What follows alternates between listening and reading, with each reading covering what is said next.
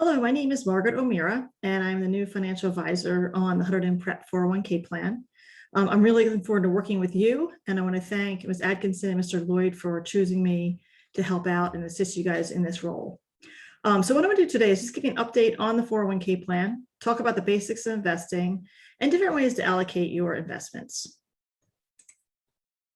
So on July 1st, there's going to be some changes to the plan. You do not have to do anything at all. Basically, what we did was we went through every fund in the plan and just made sure that we had the best in-class fund.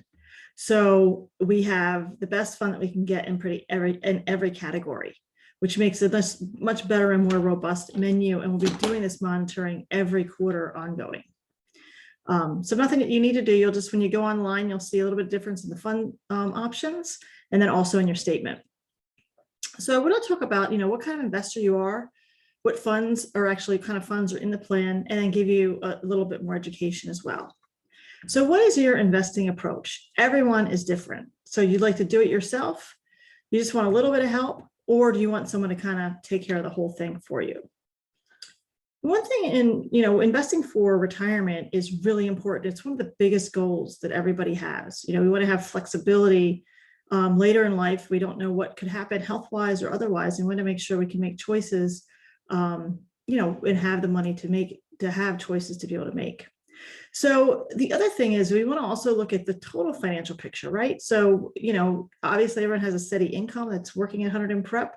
And we want to make sure you're living within your means so that you have money left over. So for saving in the retirement plan, but also for emergency funds, for your kids, for college savings potentially. And it's really important to have these things in place as well, so that, let's say your car breaks down and you need, a few $100s, you have that readily accessible. Okay, so there's different ways to do this. And if anybody has questions on that or wants more information, please let me know. And, knowledge is investing power. And so if anyone needs help, I'm more than happy to answer any questions you may have, or even kind of walk through this stuff with you in more detail. But some sources that I use quite a bit are the Wall Street Journal, Bloomberg, and then also at my website, omearafinancial.com, I do have blogs and videos and other things, so you can feel free to utilize that as well. Okay, we do have monthly webinars and all kinds of things for education purposes. So when we look at investing, one thing, if you listen to the news, you'll see every night, they'll usually give you the Dow Jones Industrials Average and what it did during the day. It's the oldest and best known index that we use.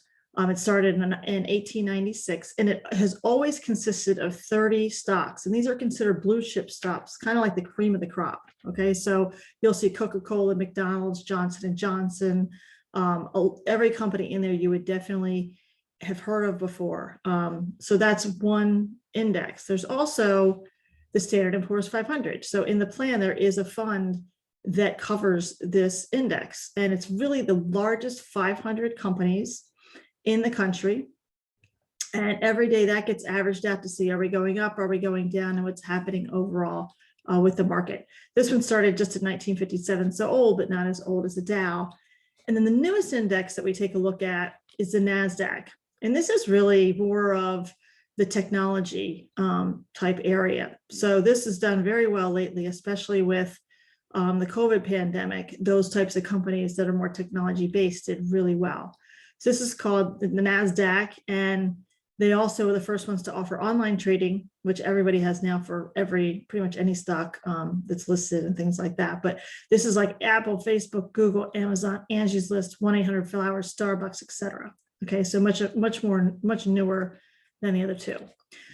So a lot of people ask or don't know, I see what's happening in my account. I see everything going up. Well, how am I really making money investing in the retirement plan? So one is capital gains. So if you buy, and that's just really the increase in the price of the company you're buying. So if you buy a company for $10 and then it goes to $12, you have a $2 capital gain. Okay, now you really don't need to pay tax or anything on that until you sell it. In the retirement plan, you will not pay tax at all until you start taking money out. Okay, so that's one way to make it, is an increase in the price to share price. The other way is dividends. So like Apple pays like 1% of the share price a year in a dividend. And you'll see that, and that in your plan goes to buy more shares. So there's two different ways really that you're going to make money. And this also is the same for bonds and bond funds. There's also capital gains. And instead of dividends, it's really interest, but you will make, interest from owning bonds as well. Okay, so 4 steps to becoming an investor. Step 1, learn which investments are appropriate for your financial goals. Okay, now everyone is different. And I have had 70-year-olds who want to be completely risky. They don't, they're ready to bet the ranch. And then I have folks that I've worked with that are in their 20s that are very nervous about the markets. So it's really a mix of, how long do you have? What are your goals and things like that? That will really dictate where you want to be invested. When you look at the plan, we do have the target date funds that I'll talk about, which make it pretty easy if you wanted to just kind of set it and forget it, if you will. So when you look at stocks, you own a company. So if you own the Standard & Poor's 500 fund in the plan, you actually own a piece of all those 500 companies. Okay, so basically this is higher risk, equities are, and higher return. And again, this is really appropriate for long-term financial goals. Okay, so if you're looking to save for a house that you're going to buy in the next couple of years, stock funds probably aren't the best place to be. Okay, and we have to be careful because there's lots of things that happen. We saw GameStop earlier this year, and we look at Bitcoin and other things. So those, may or may not be good for retirement. They tend to be super risky and more trading type vehicles rather than investing over the long term. And so bonds are basically if a municipality wants to build a new water treatment plant, or Verizon is expanding its 5G network and they want to borrow money versus using their own cash, they will issue bonds. And so they'll say, hey, if you loan me $1,000, so you give $1,000 to Verizon, they'll pay you that $1,000 back after, let's say, 10 years. Every bond's a little different. And they say, we'll give you 2% a year. Okay, so that's how bonds work. They're used to finance different projects. You're loaning them money in the plan, those funds, and they're going to pay you that back, plus they're going to pay you interest back. And then cash is really like your money market, like your savings account. So you're not going to make a lot of money off of it, but you're not going to lose either. They're designed to not lose money. Okay, so this could be appropriate, or portion of your money could be in cash if you're getting ready to retire and things like that. Okay, so if we look at the different things we just talked about, small cap stocks are riskier because they're companies that are worth less than $1.5 billion. And those tend to kind of go out of business more than the larger companies. So 11.8% rate of return from 1926 to 2018. Large stocks are 10% annual rate of return, government bonds 5.5%, treasury bills 3.3%, and inflation 2.9%. Okay, so these two are bonds. That's the annual rate of return. And inflation is cash will kind of track inflation a little bit. It's usually less. So the rate of return on cash has, probably been maybe 1 to 2%, I'd say, over this amount of time. Okay, so you can see how over time stocks have really been the place to be. One thing is to be, diversified within the plan. And what that means is not only stocks, bonds, and cash that we just went through, but when you look at stocks, we looked at small cap stocks, there's large cap stocks, there's also international stocks. So we want to make sure we're not putting all our eggs in one basket, because these things kind of, some go up quicker than others at different times and different stages of the economy. So it's really good to kind of spread the risk and also to protect your money a little bit better. So if you want to really kind of take a look at what kind of investor that you really are, if you want a questionnaire, and I'm happy to help out with this, please send me an email and I will send you this and we can go over it and I can look at what you have, how you're allocated in the plan, and we can chat about that and make sure you're in the right spot. So with the investment mix, there are funds. So the target date funds are automatically diversified. So you'll see this is, these are different portfolios, but this is very similar to what the target date funds would be. So if you're conservative and close to retirement, you have a cash portion of bonds and the stocks portion. And again, You have these three overall asset classes, and then within these, there's also going to be large cap, mid cap, international, etc. So they're going to break that down for you and really manage it for you. So the way target date funds work is, let's say you're 50 years old and you have 15 years to work. So you're going to retire, let's say, in 2036. You would pick the closest target date fund, which would be 2035. And then every year as you got closer, it would get more conservative. Okay, so it is really that set it and forget it. Step 3 is understand how the economy affects your portfolio. Okay, now this is a little bit tricky, but when we look overall, when you hear it's like a bull market, that means that really we're going ahead. People think the market's going to keep increasing in value and we're going to keep making money.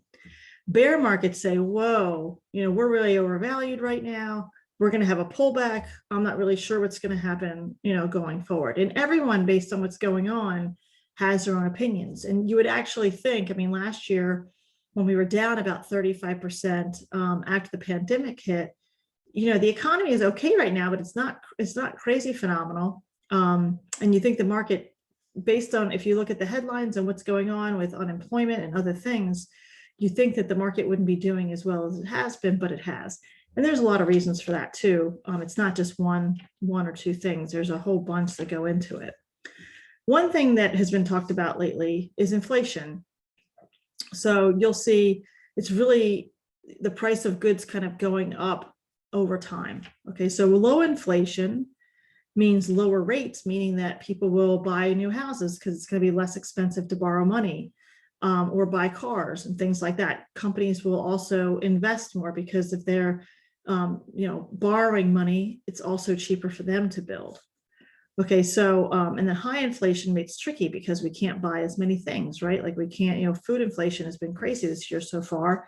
So it's hard to buy other things when you need to buy food, and gas and all that is also going up. So when we look at these things, they definitely impact the stock market and the economy overall and spending habits. And then interest rates are also influenced by the Federal Reserve, and those are about 1/4% today, which is June of 2021. When rates go up, generally stock prices go down, and rates go down, stock prices generally go up. This is not, there's really, in the markets, it's not really a cause and effect. There's lots of stuff that goes into it. So this is just general information on what can happen with rates. And the other step 4 is really, I'm here to help. If you have a financial advisor, you ain't going to reach out to them after July 1st to see what changes you want to make to your plan and your allocation. The plan, we're just going to improve it as much as we can over time. Okay, and I'm with a firm called LPL Financial, and we are really true consultants on the plan and independent. We don't have any kind of proprietary products. The other thing that I wanted to talk about was make sure that if you have had any changes, if a spouse passed away or if you got divorced, make sure you're updating those beneficiary forms. Okay, so for most of you in the plan, your spouse will be the beneficiary and you're good to go. And that's the default. Okay, but you may want to name contingent beneficiaries. The more paperwork you have with regard to beneficiaries, the easier it is, for your heirs, really. Also, make sure you're enrolling in the plan over time. It's amazing how much money you can accumulate in the 401k. And there is a vesting schedule. So any money that you put in the plan is always your money. The money that Hunterdon puts in follows a vesting schedule. So after 6 years, you're 100% vested. After 2 years, you're 20. So after first year, 0, 20, 40, 60, 80, 100. Okay, so if they put in $1,000 for you, for example, after 2 years, you would own $200 of that. So if you were to leave, you could take 200 with you, but not the full 1,000. Okay. And that's all I have. So let me know if there's anything we can help you with. This is my contact information, and we look forward to partnering with you and helping you to achieve your financial and retirement goals. Okay, thank you very much.